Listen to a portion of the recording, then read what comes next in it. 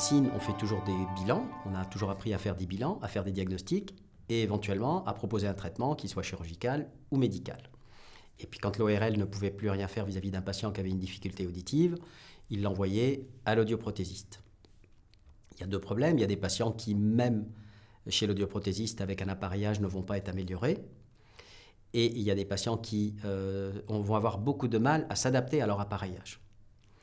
Donc ça, c'était l'idée de départ, en disant il manque un petit chaînon entre les deux, qui fasse le lien et qui voit un petit peu pourquoi ça ne fonctionne pas. On va faire de la rééducation de la fonction auditive, c'est-à-dire qu'on va réapprendre à utiliser cette nouvelle audition, à mettre en lien ce qu'on entend de nouveau avec ce qu'on a entendu avant, apprendre à réutiliser cette audition en fonction des habitudes de vie du patient et du contexte dans lequel il se trouve. L'objectif de la rééducation, c'est que les personnes puissent se débrouiller dans la vie quotidienne, de se servir au maximum de leurs implants ou de leurs appareillages, de façon à ce qu'ils ne restent pas au placard et qu'ils puissent se débrouiller dans la vie quotidienne, à la fois dans la situation de tous les jours, c'est-à-dire en ville, être capable de localiser à quel endroit viennent les éléments, comme les voitures ou les personnes qui leur parlent, ou bien faire une inhibition du bruit ambiant pour être capable de discuter en communication, soit en famille, soit au restaurant, vraiment au quotidien en fait. L'intérêt de l'établissement, c'est de pouvoir proposer en un seul lieu différentes réadaptations de manière à ne pas perdre le patient dans tout son circuit ou dans tous les réseaux de professionnels.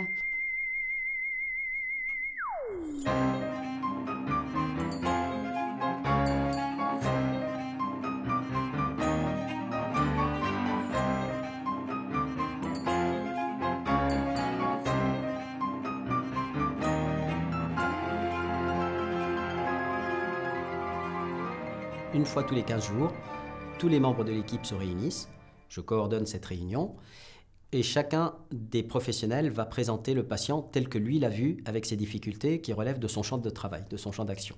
On est complémentaires en fait les uns des autres. Moi par exemple par rapport à mon intervention, je vais faire le lien avec les audioprothésistes donc qui sont des partenaires de l'équipe mais des partenaires extérieurs. Donc le lien avec les audioprothésistes par rapport à l'activation d'une fonction par exemple sur l'appareillage auditif ou simplement des conseils par rapport au type d'appareillage auditif qui a été choisi pour la personne. C'est aussi le lien avec l'assistante de service social par rapport à un financement éventuel d'aide technique que je pourrais préconiser, les conseils de l'orthophoniste par rapport à l'utilisation aussi d'une aide technique dans telle ou telle situation, dans le calme ou dans le bruit. Donc je pense que l'équipe forme vraiment un tout et qu'on est complémentaires les uns des autres par rapport à notre intervention et qu'on a besoin des éléments que les uns et les autres peuvent relever lors de leur prise en charge pour améliorer nous, la qualité de notre prise en charge auprès de nos patients. Moi je travaille surtout avec l'ergothérapeute.